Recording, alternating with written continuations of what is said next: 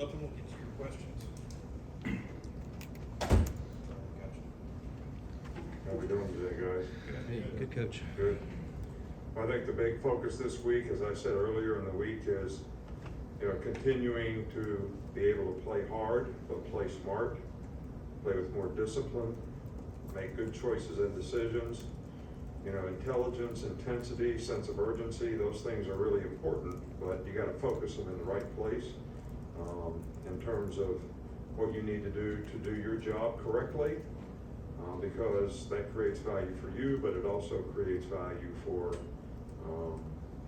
the team.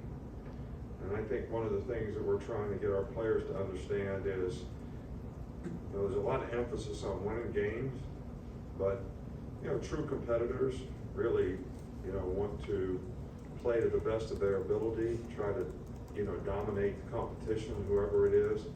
And I think that helps you play at a high standard all the time, which is, I think, something else that we need to stay focused on so we get more consistent in what we do. I'm happy that this is the 9th year that we're in curing kids' cancer. I think they've raised like $23 million since 2005, which is a real worthy cause and something that we all support as much as possible.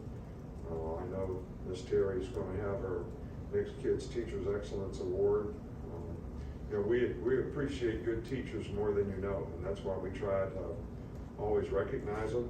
Good teachers help individuals at a young age, find their passion, find their niche, find what they want to do in life. And it's not always one size fits all. And I think good teachers, teach individuals and find what they really need to do to help them be successful and have a successful life. So I think that's probably one of the most important things in our society, and why we, try to do a really good job of supporting teacher excellence. Start with Charlie. When you talk about playing smarter, are the mental errors correctable things, and have you seen maybe better execution this week in practice? Well, it's not just mental errors. Mental errors are all correctable. It's also, focusing on the fundamental way that you need to do your job. Whether it's hand placement when you're blocking somebody, whether it's hand placement as a defensive lineman when you're striking a blocker, all those things help you have a chance to be successful on that particular play. Footwork covering somebody, how you run routes, how you release, how you come out of the route at the top of the route. All those things, when you say play smart, that means you got to do it correctly, because that gives you the best chance. So that's not a mental error. That's just a lack of fundamental execution and sort of buying into the fact that if I do this right, that's going to give me the best chance to be successful. And that's just something that I thought we did fairly well in the first game, but we did not do nearly as well, last week, on the road. So that's something that we need to develop consistency in. Michael? When you went back to watch the film, technique-wise, what did you see from the cornerbacks? There were a couple PIs and a couple big plays. What did you see on those moments? Look, one guy got beat deep, just like everybody. I see the same thing you see. So the guy outran him. He didn't play great technique, didn't keep the guy cut off so he could control the speed. Gave up a big play. Pass interference is tough, man. I mean, it's a tough call, because back shoulder throws make the defensive player have to look through the guy when he turns his shoulders back. And when you look through the guy and you create contact, they sometimes call pass interference. Sometimes I think the guy played it well and it's pass interference.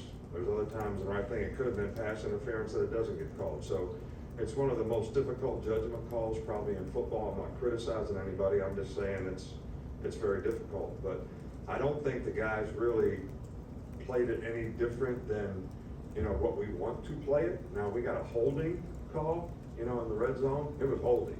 I mean, the guy was holding the guy. I mean, that's off the line of scrimmage, not on the throw. So playing the ball is important, but you got to play the back shoulder throw too. So when you turn into the guy, sometimes there's contact created, and that's one of the things that I think that is really difficult to make judgment on. Go to Nick. Over Emil Ekior's time here, how have you seen him grow in the way that he diagnoses defenses and kind of understands what defenses are doing? Well, when you play offensive line, you basically look at the front, you make a line call. All right, the center makes a line call, then you have a technique that you have to play most of the time in combination with somebody else.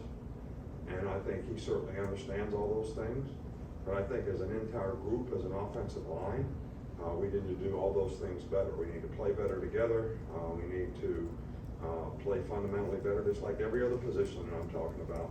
And if we want to have success individually or collectively, we need better consistency. Like on the 81-yard run, the whole right side of the line did everything exactly right, got great movement, everybody took the right steps, and we had a very successful play. So blocked the perimeter correctly. Just got to do more of those things on a more consistent basis. Go to Nick, on the other side. How hard is it to gauge offensive growth when the quality of opponent can vary? Utah State, Texas, now ULM this week. Well, but that's your opinion on quality of opponent, all right? It's not mine. I respect all the people that we play, and I respect winning and what you have to do to win, all right? So, and every player should not be focused on who they're playing against relative to their motivation, but every player should want to be the best player they can be. So why would it matter whether we're playing Texas or playing somebody else? That's how you get good. That's how you develop the right habits. That's how you're consistent. I've told you guys more than once, when I was in the NFL, I watched players, I didn't know who they were playing against. I was just evaluating them. So that means when we play a team that's not as good as somebody else, you don't play as good. So you let the opponent determine how you play. You let the score determine how you play. You determine where you're playing. All right, that determines how you play. So when you get evaluated, what's somebody think? Well, this guy plays pretty good at home. I don't think we'll draft him. Does that make sense? So I respect what it takes to win. Didn't I say this on Monday? What does what's your favorite in a game mean when you're favored by 20 points and you lose? Like two teams did this week. What does it mean? It means the people favoring you either don't know what you're talking about or the players playing got affected by that.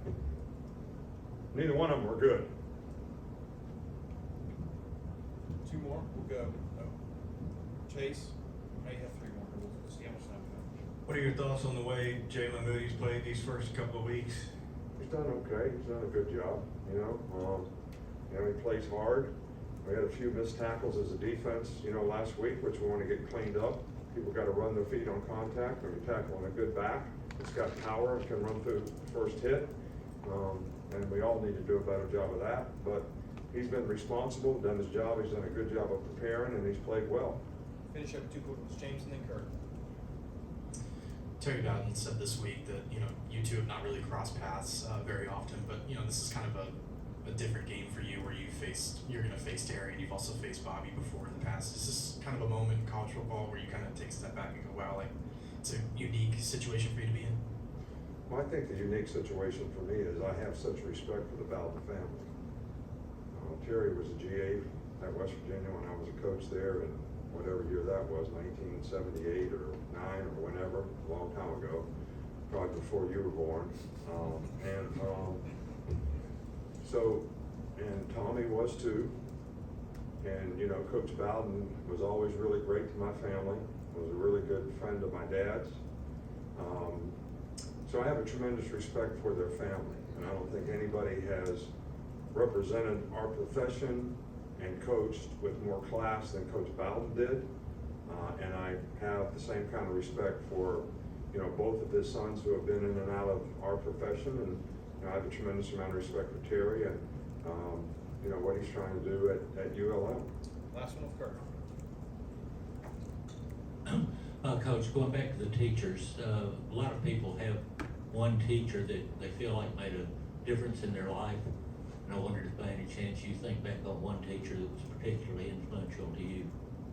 No, I remember a lot of them, man. I can tell you every teacher I had in every grade.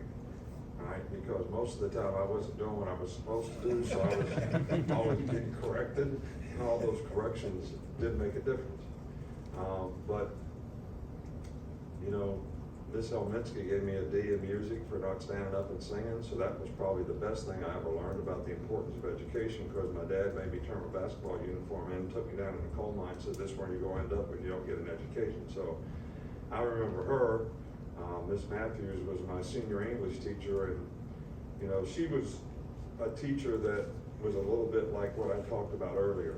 You know, she didn't teach everyone the same, and which I think is important, because everybody has different interest and a passion, and you know, we should bring that out in those people, regardless what it is, so that they have a better chance to be successful in life. And you know, those relationships are very beneficial. But I can name almost all my teachers.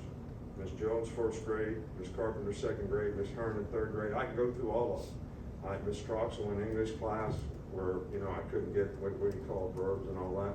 I couldn't get that right. I can still see her jump at me. So I remember Mr. Ezel giving me a whipping for doing something. And when I got a whipping when I got home. All right, so I got 2 whippings. I got the paddle in school, and then my dad got me at home. So all those things, I think, contributed to helping me better make better choices and decisions, you know, in my life. You know, I really like math. Ms. Turkovich was the best math teacher I ever had.